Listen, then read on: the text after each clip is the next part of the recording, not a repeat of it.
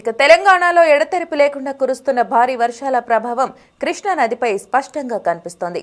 ఎగువ ప్రాంతాల నుంచి భారీగా వరద నీరు చేరుతుండటంతో జోగులాంబ గద్వాల జిల్లాలోని ప్రియదర్శిని జూరాల ప్రాజెక్టు జలకళను సంతరించుకుంది. ప్రాజెక్టులోకి భారీగా వరద నీరు వస్తుండటంతో అధికారులు అప్రమత్తమై 10 గేట్లను ఎత్తి దిగువకు నీటిని విడుదల చేస్తున్నారు. దీంతో కృష్ణా నది పరివాహక ప్రాంతాల్లో అప్రమత్తంగా ఉండాలని అధికార యంత్రాంగం ప్రజలకు సూచించింది.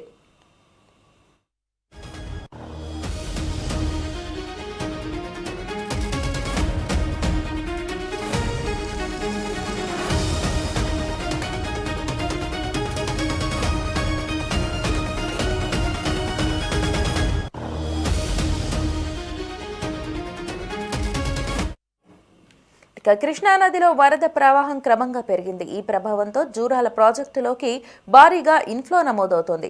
నీటి నిల్వ సామర్థ్యాన్ని దృష్టిలో పెట్టుకుని ప్రాజెక్టుపై ఒత్తిడి పెరగకుండా ఉండేందుకు అధికారులు గేట్లను ఎత్తివేసి వరద నీటిని దిగువకు విడుదల చేస్తున్నారు. విడుదలవుతున్న నీటి కారణంగా నది ప్రవాహం మరింత ఉధృతంగా మారే అవకాశం ఉండటంతో లోతట్టు ప్రాంతాల ప్రజలను అప్రమత్తం చేస్తున్నారు. వరద ప్రవాహం కొనసాగుతున్న నేపథ్యంలో జూరాల ప్రాజెక్టు వద్ద అధికారులు 24 గంటల పాటు పరిస్థితిని పర్యవేక్షిస్తున్నారు. కృష్ణానది ఒడ్డున నివసించే ప్రజలు, మత్స్యకారులు, పర్యాటకులు నది వద్దకు వెళ్లవద్దని హెచ్చరిస్తున్నారు.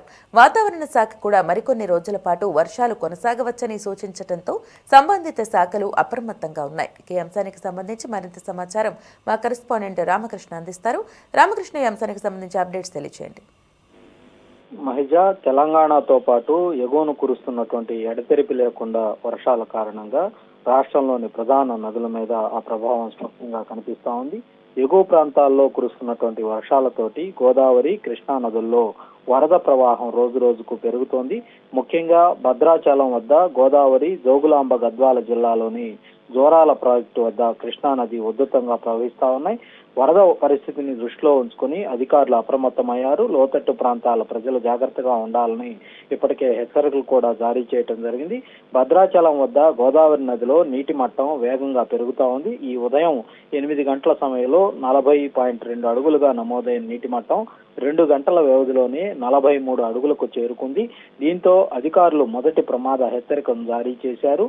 ఎగువ ప్రాంతాల నుంచి వరద ప్రవాహం ఇంకా కొనసాగుతున్నందున నీటి మట్టం మరింత పెరిగే అవకాశం ఉందని కూడా అధికారులు అయితే చెప్తా ఉన్నారు. గోదావరికి ప్రధాన ఉపనదిగా ఉన్నటువంటి శబరి నది కూడా ఉధృతంగా ప్రవహిస్తా ఉంది. శబరి నుంచి భారీగా వరద నీరు చేరుతుండటంతో గోదావరి ప్రవాహం మరింత పెరిగింది.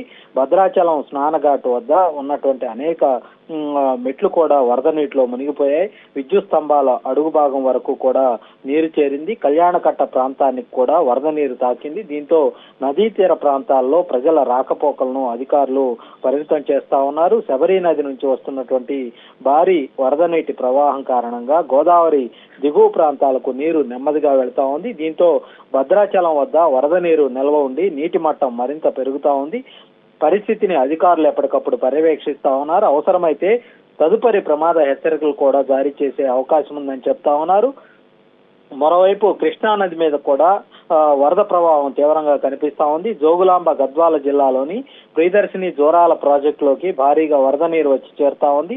దీంతో ప్రాజెక్టు జలకళను సంతరించుకుంది. ఇన్ఫ్లో పెరగడంతో ప్రాజెక్టు మీద ఒత్తిడి తగ్గించేందుకు అధికారులు 10 గేట్లను ఎత్తి ఇప్పటికే దిగువకు నీరును విడుదల చేస్తా ఉన్నారు.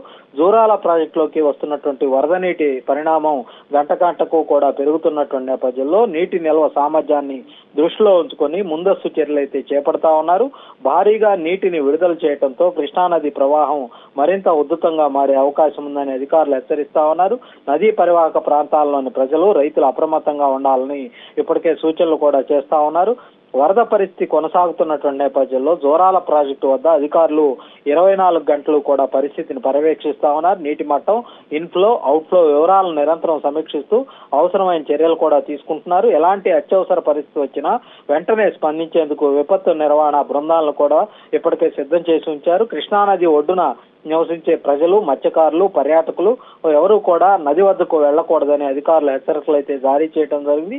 వరద ప్రవాహం ఉధృతంగా ఉన్నటువంటి సమయంలో నదిలోకి దిగటం, అలాగే అక్కడ పర్యాటకులు ఎవరు కూడా నది వద్దకు రాకుండా ముందస్తుగా జాగ్రత్త చర్యలు చేపట్టాలని కూడా అధికారులకు, అటు పోలీస్ యంత్రాంగానికి కూడా స్పష్టమైనటువంటి సూచనలు అయితే చేయడం జరిగింది. మరోవైపు వాతావరణ శాఖ తెలంగాణలో మరికొన్ని రోజుల పాటు భారీ నుంచి అతి భారీ వర్షాలు కురిసే అవకాశం ఉందని ఇప్పటికే హెచ్చరికలు కూడా జారీ చేసింది. దీంతో గోదావరి, కృష్ణా నదుల్లో వరద ప్రవాహం మరింత పెరిగే అవకాశం ఉందని కూడా అధికారులు అంచనా వేస్తా ఉన్నారు. దానికి తగ్గట్టుగా పరిస్థితిని ఎప్పటికప్పుడు గమనిస్తూ ప్రజలను అయితే అప్రమత్తం చేస్తా ఉన్నారు. మహిజ.